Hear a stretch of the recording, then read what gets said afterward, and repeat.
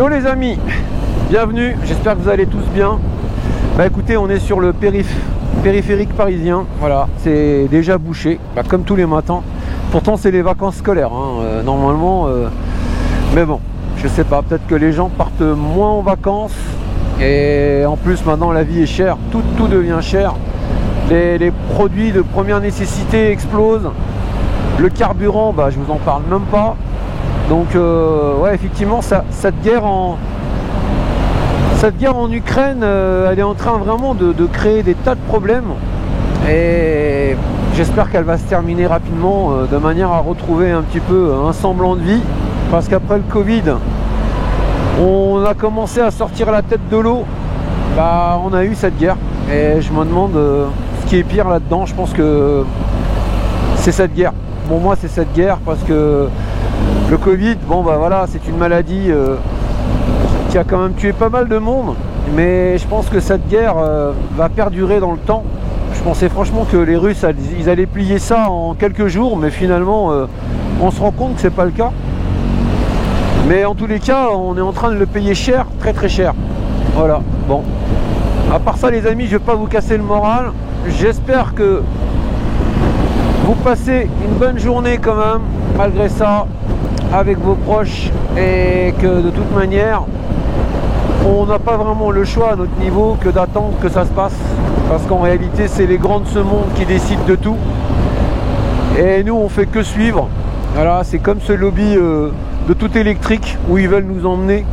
Ils sont en train de faire la chasse en ce moment au bruit des motos. Il y a des endroits où on ne pourra plus y aller. Là, je crois que j'ai vu le château de Chantilly va être interdit aux motards.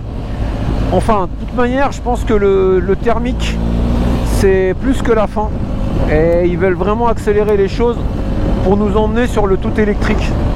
Qui, bon, de toute manière, on n'aura pas le choix. Mais moi, honnêtement, j'ai encore la chance de vivre quelques années en thermique. Et j'espère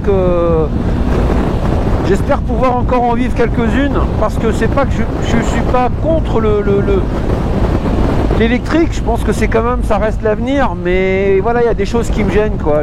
Déjà le bruit, on nous entend pas. Moi j'ai des gens qui ont acheté des scooters électriques dans Paris et qui ont fini par les revendre parce que les piétons les entendent pas. Ils trouvent ça super dangereux de faire aucun bruit.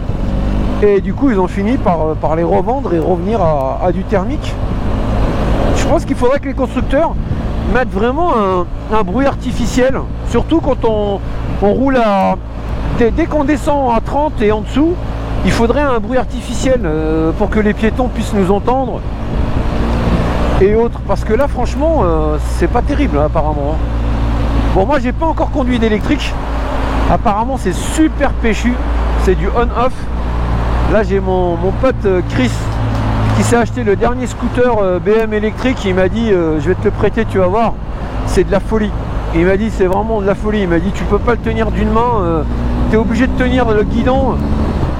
C'est impressionnant apparemment.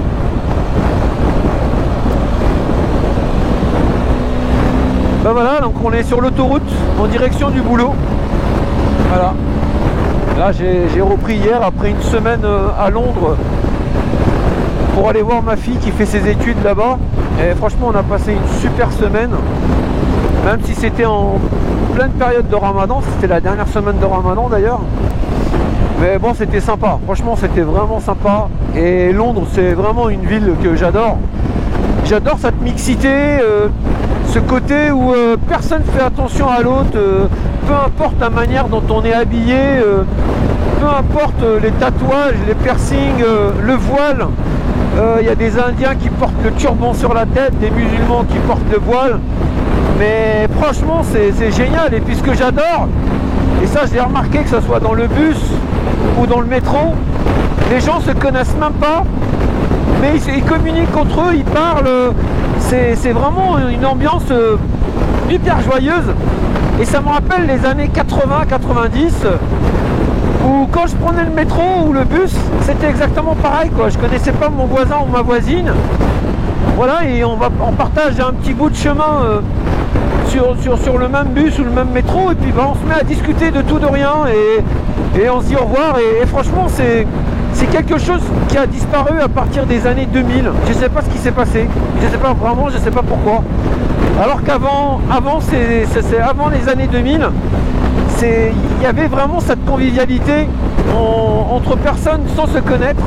Et je sais pas, là maintenant, j'ai pris donc l'Eurostar, où je vois côté anglais, le côté joyeux, les gens rigolent, et j'arrive gare du Nord, je prends le métro pour aller chez moi, où je vois que ça tire la gueule, chacun est dans son coin, personne parle à personne, c'est fou quoi, le contraste il est juste impressionnant, je vous jure que c'est fou, c'est incroyable, pourtant il y a quelques heures qui nous séparent, mais la mentalité anglaise est vraiment différente quoi. C'est incroyable. Enfin, c'est dommage qu'en France je sais pas, qu'on reste bloqué sur certaines choses, alors que la diversité c'est une richesse quoi. C'est vraiment une richesse parce que chacun apporte une richesse à l'autre et vice versa quoi. Et il faut pas le voir comme une contrainte ou comme je ne sais quoi. Et c'est dommage que chacun veuille rester dans son coin et qu'il ne veuille pas communiquer avec l'autre parce qu'il est différent de lui. C'est vraiment dommage, c'est vraiment dommage. Et voilà, moi ce que je dis à ces gens-là, c'est peut-être de voyager un peu plus. Voilà, sortez un petit peu de l'hexagone, allez un petit peu voir ailleurs ce qui se passe. Prenez l'avion et allez un petit peu loin, voir comment vivent les gens et essayer d'aller au plus près d'eux pour apprendre un petit peu plus d'eux, de manière à les connaître et puis à pas les percevoir comme vous les voyez quoi, parce que vous faites une mauvaise image sur eux et c'est vraiment dommage, mais bon, c'est comme ça, on pourra pas faire le monde malheureusement, mais il faut quand même essayer, voilà. En tous les cas, moi j'ai grandi dans cette belle France, je suis arrivé en 79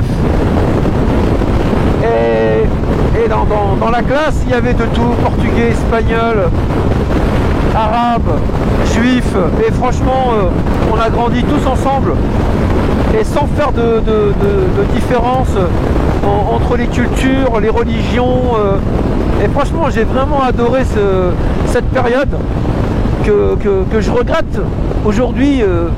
Voilà, même pour nos enfants, alors maintenant voilà, ils vont grandir dans leur époque et leur période forcément, mais moi j'ai adoré cette période, vraiment c'est une période de ma vie que voilà, j'ai vraiment adoré grandir avec toutes ces cultures mélangées, et on apprenait justement les uns des autres, c'est ça qui était sympa, c'est incroyable, que ça s'est perdu.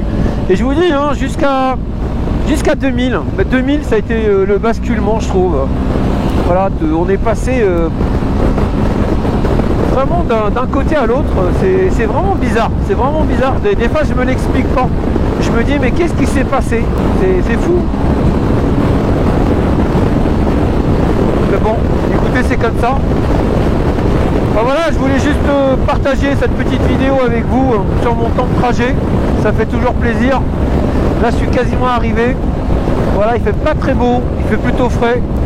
J'espère que ça va se lever pour que je puisse profiter du chemin retour cet après-midi. Et puis voilà, bah écoutez les amis, je vous dis à très bientôt, portez-vous bien, et puis safe ride, et à très bientôt. Allez, à très bientôt, au revoir les amis.